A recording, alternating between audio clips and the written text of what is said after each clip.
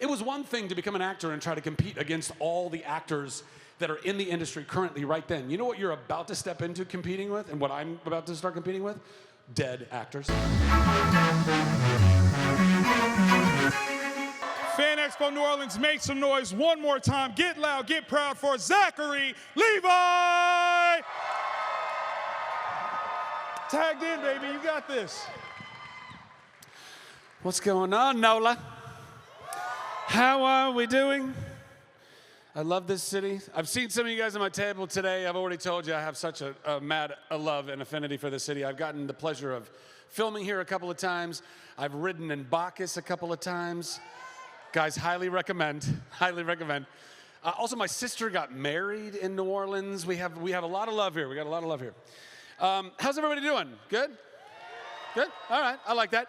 Hey, let's start this way. I want everybody to turn to the people next to you and say, I'm so glad that you're alive, and I'm so glad that you're here right now.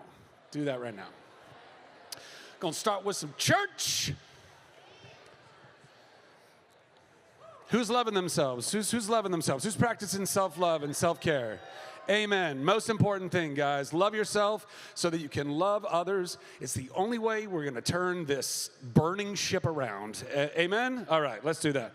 So, hi. Gosh dang it, I love these things so much. So, I think, yeah, you got a mic here.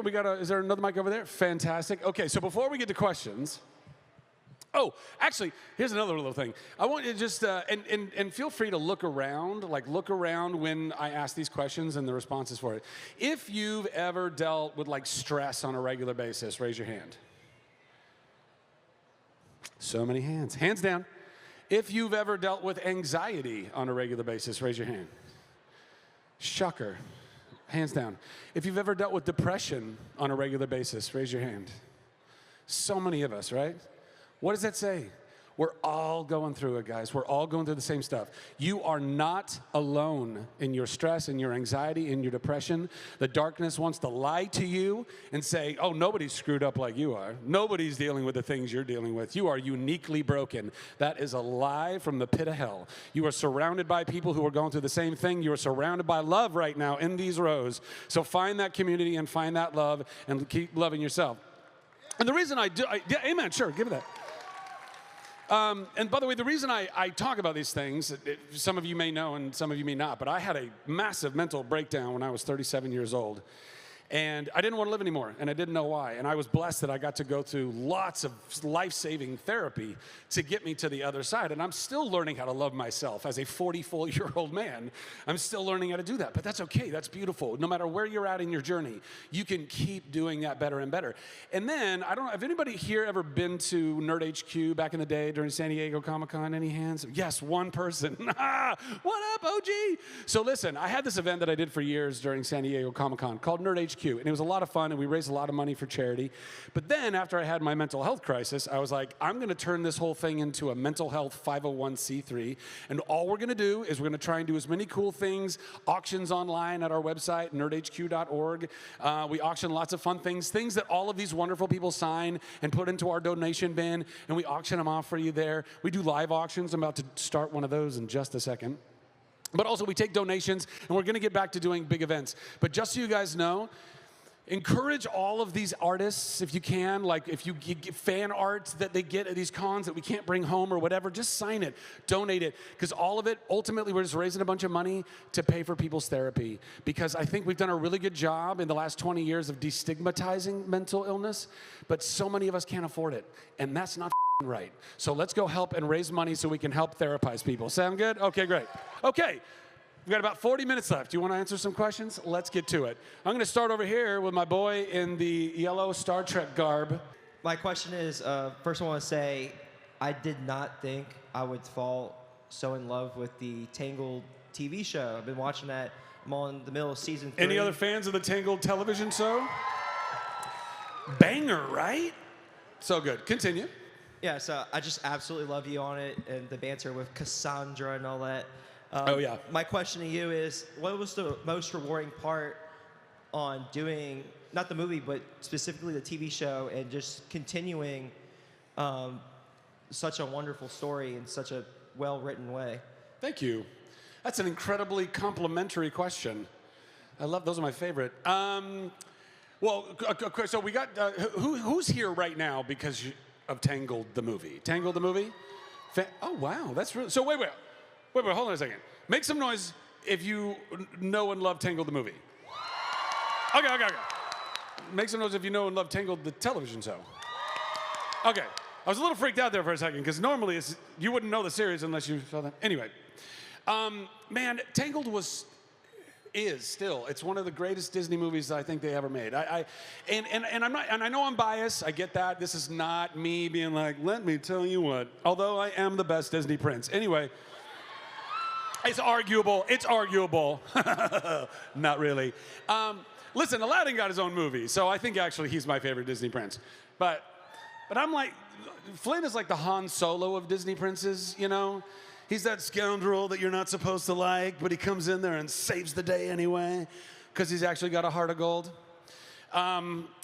So anyway, that role, like I was a Diz nerd growing all the way up.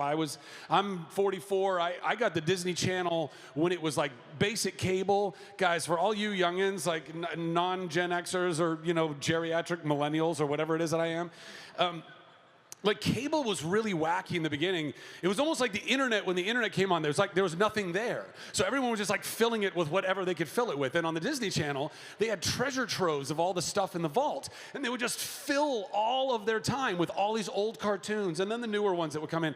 So like me and my sisters, we grew up and we got everything. We got all the old stuff, all the new stuff. Anybody remember like Pecos Bill and like Johnny Appleseed and like, oh my God, I love those so much. I have them all on Blu-ray. For the youngins, Blu-ray is a disc that, so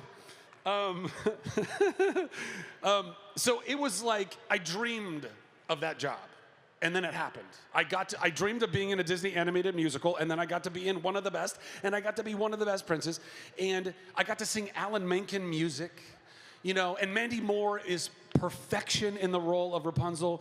Donna's perfection in the role of Mother Gothel. I mean, everybody was just so good. The animators crushed it, the writers, the directing. So all of that was wonderful. And it was a bummer. Like, I felt like we're worthy of a sequel, I think, you know? And then it didn't really come around, and it didn't. I was like, oh. And then Frozen came out after us, and then they got a sequel, and I was like, oh. I mean, good for them, but like a bummer for us, kind of. And then I got this really wonderful call for this guy named Chris Sonnenberg. And Chris was our kind of creator showrunner on the series. And he is such an excellent human being and an incredibly talented writer, animator, and worked with Disney for years and years and years. And he was like, hey, we've got this idea to do Tangled, this series, and it's gonna be two-dimensional artwork, kind of, you know, almost as if Rapunzel herself painted it. I was like, that's kind of cool. And it's going to be 3 seasons. I'm like, cool. Like, you know, we actually have a destination that we're going to, and there was thought put into it. And the lore that they built into the rest of all that is Corona and all of that whole world was so smart. And I thought, this is in some ways kind of even cooler than having a sequel movie, because I got to...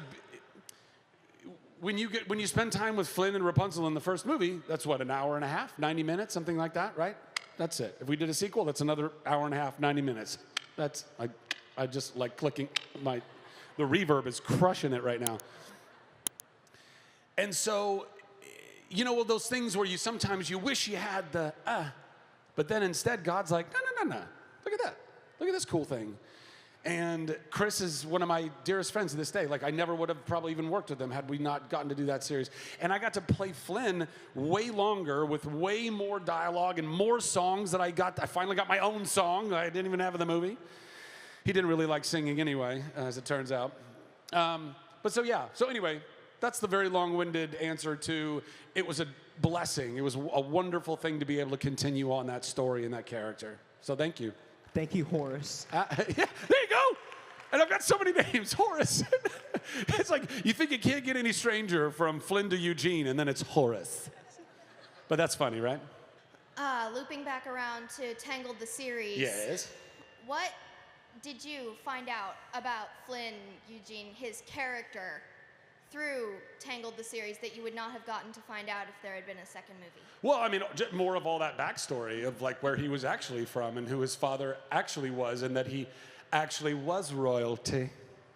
Not just married into it. I had somebody today, I was like, I think, Flynn's like one of the best Disney princes. And they're like, is he actually a prince? I was like, they got married at the end of that movie.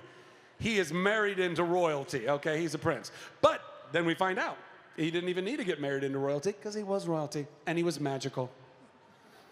Spoiler alert. You'll watch it or you won't.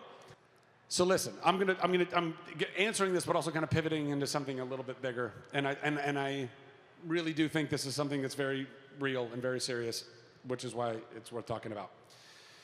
Y'all, we are at the precipice of like human civilization going into literally the next phase of, the next step of, the next evolution, the next turning, whatever you want to call it.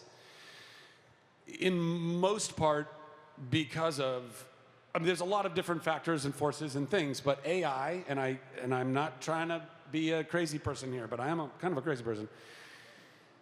If you really extrapolate out what AI is capable of doing right now, where robotics are right now, and how fast technology exponentially grows, because that's what technology does. It's not like every year it doubles. Every year it 10x's and then 100x's and it's there, it's going, guys. It's insane. And I don't think we can stop progress. We can only hope to guide it. And that's gonna take, hopefully, some great leaders around the world globally that understand we've got to figure out how to guide this thing because we can't turn it off. There's no turning it off. There's no going back, but ride it, like Khaleesi on a dragon or something. And, or Bastion on Falcor. I'll try you. So too soon, too late, way too late.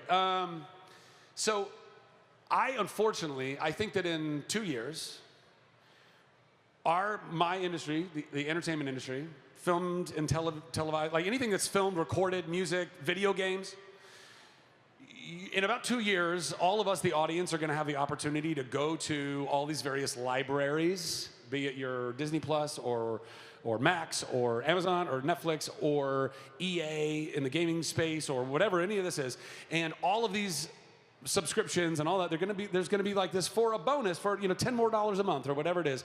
You get to go to the Creators Corner, and in the Creators Corner, you get to use any of the IP. Any of the library that particular studio owns, and you get to go create whatever you want with just some clickety-clack on a keyboard. Using Disney Plus as an example. By the way, I don't know that this is exactly what's going to happen. This is my Nostradamus cap on and kind of looking at just trends and where I think, in human nature and what we do. But I think you'll be able to go to a place like Disney Plus and you'll go to the Creators Corner and you'll say, I want a movie that is starring Luke Skywalker and Indiana Jones, because again, all owned in that IP, right? And the Avengers and Flynn Rider, Avi.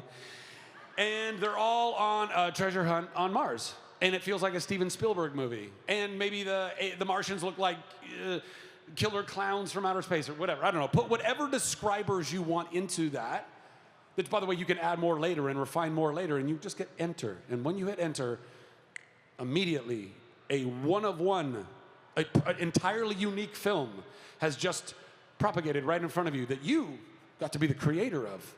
Now you're the filmmaker, and everyone will feel that way. Look at what I've made. Look what I've made. Now, yes, from your creativity with a few keystrokes, you may have created something. And simultaneously, when you did that, 400 people just lost their job. And then when the next person does it, another 400 people lose their job. Because that's about how many people work on a movie. Between the office admin and everybody on set and whatever it is, right? So becoming an actor is going to become, I think it's going to become much harder, unfortunately, because eventually, NVIDIA graphics right now, it's basically photorealistic at this point. So 2 years from now, it's going to be able to recreate human beings. And by the way, and I hear this a lot, it's, well, not me. I don't want that. Like, I want human made. I want, like, I can tell the difference between an AI, like a robot thing, and right now you can. By the way, a year ago, of course you could. All of the AI people had like multiple rows of teeth, and they had like 7 fingers, and everyone was like, see, this is garbage. What happened in a year? Look at how good it is right now. What's going to happen a year from now? Right now, by the way, EA, if you go to EA announced it, I saw like a video thing, what's a town hall, not a town hall, keynote. I saw something where the head of EA was talking about they've got this creator corner where you can go in and you can say, I want a video game, I want a first-person shooter that, kind of the controls are like Call of Duty, but the whole world is made out of cardboard, and the bullets look like this, and the enemies look like this. Enter, boom, blah. There you go. If you could do that, how many first-person shooter gamers in the audience? Hands up if you're a first-person shooter gamer. Okay. If you could go make whatever you wanted for a first-person gamer, and you can invite all your friends to go play that, and you got to be the creator of this world, are you not going to do that? Probably not. I would imagine most of us would be like, even just for the dazzle of it, like, I want to go check that out. I'll pay it just to check it out. Well, the first taste is free. Well, maybe not free. It might cost a little, but it's going to suck you in. By the way, here's another thing. It was one thing to become an actor and try to compete against all the actors that are in the industry currently right then. You know what you're about to step into competing with, and what I'm about to start competing with? Dead actors. They're going to go, right now, already, I have a friend who's an agent for celebrities that have long passed away. They go to these estates of these, Gene Kelly. They go to Gene Kelly's great-great-great-grandson, who is not Gene Kelly, by the way, and has not had the fame or the money or anything that his great-great-grandfather had. And they'll go, hey, dude, here's a couple $1 million if you let us use your great-great-grandfather's likeness to go make these movies. And they'll be like, sign me up. I'll take $2 million. And the next thing you know, we get a new Singing in the Rain. I want to watch that. It's going to take my job away, and I still want to watch that. So I don't know that this whole idea of like, well, humans are going to, deny it. I just don't know that that's going to be the case. And sorry, not to get too much of on a tangent, but I think we got to wake up to this, guys. That's why I talk about it so much. It's not going to stop at entertainment. If you're a driver right now, do you drive a truck or a car or anything else? That's all going the way of the dodo. We're going to have automated everything. Again, this is if we don't get into some World War III and blow us all of ourselves up, which would really suck. But so anyway, just be mindful. Walk through life with your eyes open and knowing that there's going to be a lot of changes in the next 5 years. Not to be a wet blanket, but there you go. Okay, that's my time. That's my time, ladies and gentlemen. Thank you, New Orleans.